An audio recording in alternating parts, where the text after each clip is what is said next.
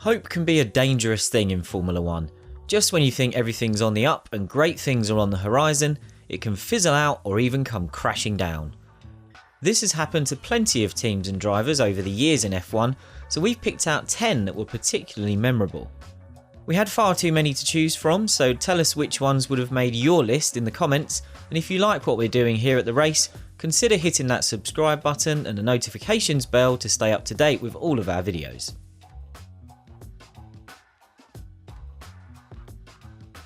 We're talking about Kevin here rather than his daddy Jan's one-off outing with McLaren in 1995. Like father, like son, McLaren picked up Kevin and supported his junior career, resulting in a full-time F1 drive for 2014. Sensationally, Magnussen took a podium on his debut in Australia, but unfortunately that was as good as it would get. McLaren wasn't strong enough technically to make the most of the Mercedes engine advantage in 2014. Magnussen showed pretty well against Jenson Button, but he didn't kick on in the final part of the season the way the team had hoped. A strong end to the year for Button meant he won the battle to stay on as teammate to Fernando Alonso. That meant Magnussen was bumped down to reserve driver for 2015, and since then he spent his career in the midfield, first with Renault and then Haas.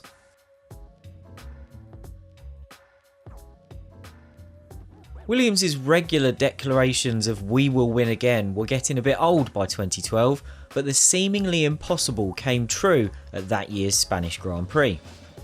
Pastor Maldonado took the team's 114th victory, ending what was then its longest dry spell dating back to the end of 2004.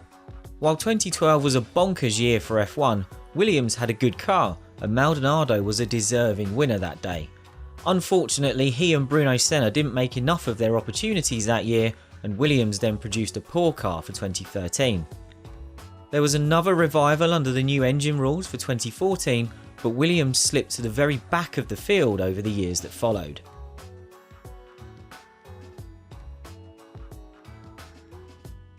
Juan Pablo Montoya's start to life at McLaren couldn't have gone much worse when he was ruled out through injury after just 2 races of the season. Depending on which story you believed, he either picked up the shoulder injury playing tennis or riding a motocross bike. Perhaps he was doing both at the same time. Montoya missed 2 races, and it delayed him adapting to a car concept that was very different to what he was used to at Williams. But once he felt comfortable with the formidable MP420 midway through the year, his season came alive. He won 3 races, and the scene was set for McLaren to be a force with Montoya and Kimi Raikkonen in 2006, but the team failed to win a race. Things started to turn sour with Montoya in December 2005, when Ron Dennis delayed picking up an option on his services for 2007. Montoya started to lose interest in McLaren and F1, and after triggering a pile-up at the start of the US Grand Prix by hitting Raikkonen, he walked away mid-season, returning to America to race for Chip Ganassi in NASCAR.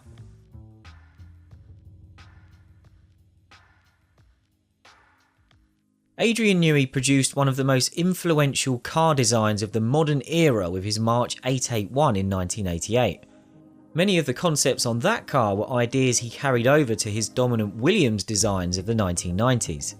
In 1988, it made Ivan Capelli one of the few drivers able to get anywhere near the dominant McLaren MP44 despite a major power deficit, but the little team failed to kick on in 1989.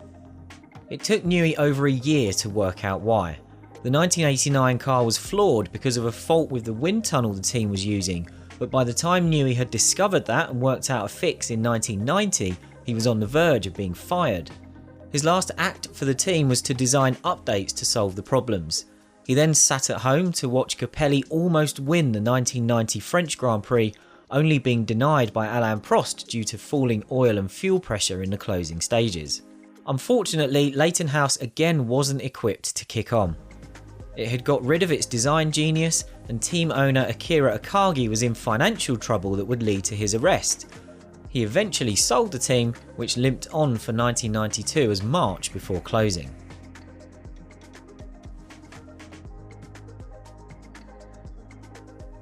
Alain Prost buying Ligier was an on-again off-again saga that ran through most of the 1990s, even when Prost was still racing. Eventually he bought the team on the eve of the 1997 season, and things started well. Prost was the leading team on the new Bridgestone tyres, and Olivier Panis was a front-runner on several occasions early in the year. Prost lost its way that season after Panis broke his legs in a crash at the Canadian Grand Prix. French hopes were high when Peugeot joined as engine supplier for 1998, but Prost called the 3 years he spent with Peugeot the worst period of his life. The team switched to Ferrari engines for 2001, but those came at a cost of $28 million for the season. Huge bills like that, plus an exodus of sponsors after 2000, meant the team folded after just 5 years under Prost's leadership.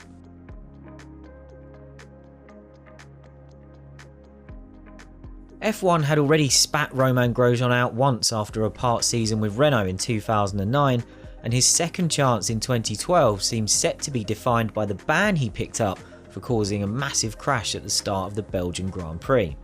But things really came together at the end of 2013 when Grosjean emerged as one of the only consistent threats to the dominance of Sebastian Vettel and Red Bull. Most memorably, he led a chunk of the Japanese Grand Prix and finished second to Vettel at Austin. With 4 podium finishes in the final 6 races, it seemed a matter of time before he became an F1 winner. Then 2014 happened. The radical Lotus twin tusk design was off the pace, hampered by an underpowered and unreliable Renault engine. The switch to Mercedes power for 2015 brought one more podium, but by this point a lack of investment in the Enstone team was starting to hurt. Grosjean left to lead Haas into F1 in 2016, and despite some star performances in the midfield, both team and driver weren't consistent enough to achieve anything more than that.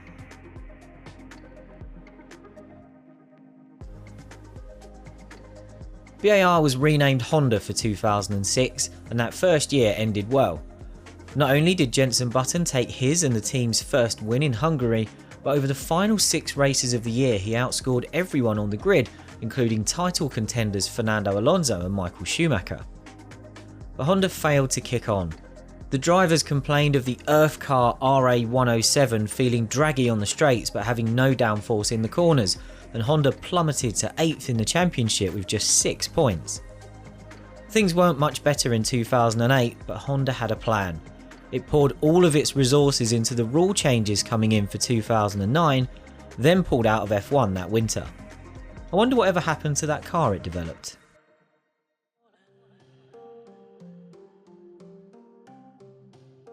Jean Alesi spent the early part of his career turning so many heads that plenty of people in F1 must have had neckache. He starred on his debut for Tyrrell in 1989, then confirmed his status as a superstar of the future by going toe-to-toe with Ayrton Senna on the streets of Phoenix in 1990. That set up a year of giant-killing performances with Tyrrell and made Alesi a man in demand. Early in 1990 he'd signed a contract with Williams for 91, but he started to panic when Frank Williams kept delaying announcing the deal. Williams didn't tell Alesi why, but it turned out he was trying to get Ayrton Senna. Eventually Alesi got fed up with being messed around by Williams and signed for Ferrari. Bad cars in 1992 and 93 sucked some of the momentum out of his career, but he and Ferrari bounced back, culminating in a first win in 1995.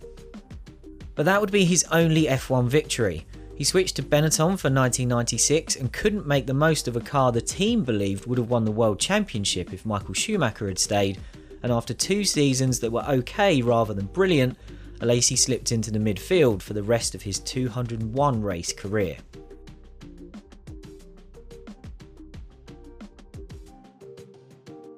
Toyota's crazily expensive stint in F1 was such a disappointment that we made an entire video about it, and if we've pressed all the right buttons, hopefully a link to that has just appeared on the screen.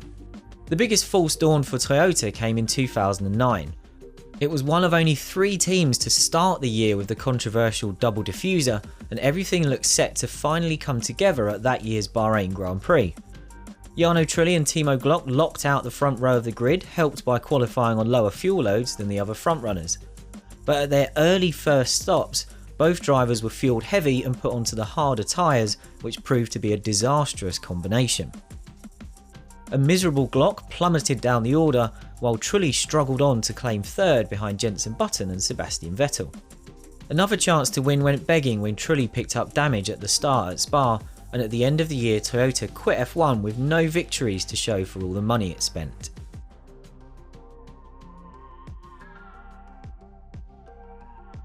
Michael Schumacher's broken leg in 1999 and a scruffy season from McLaren and Mika Hakkinen left things wide open that year.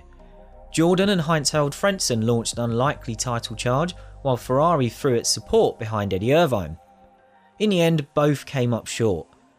Eddie Jordan proudly declared at the end of the year that he hoped 99 would be looked back on as the season his team established itself as a title contending force, but unfortunately it never got close again. Despite losing out to Mika Hakkinen at the final round with Ferrari, Irvine could look to 2000 with optimism as he was joining Jaguar. Ford had bought and rebranded Jackie Stewart's upwardly mobile team, which was a regular towards the front in 1999 and took its first win with Johnny Herbert at the Nürburgring. But Jaguar's fall was even sharper than Jordan's. Irvine stuck around for 3 lucrative years, following up his Ferrari title challenge with just 2 more podium finishes.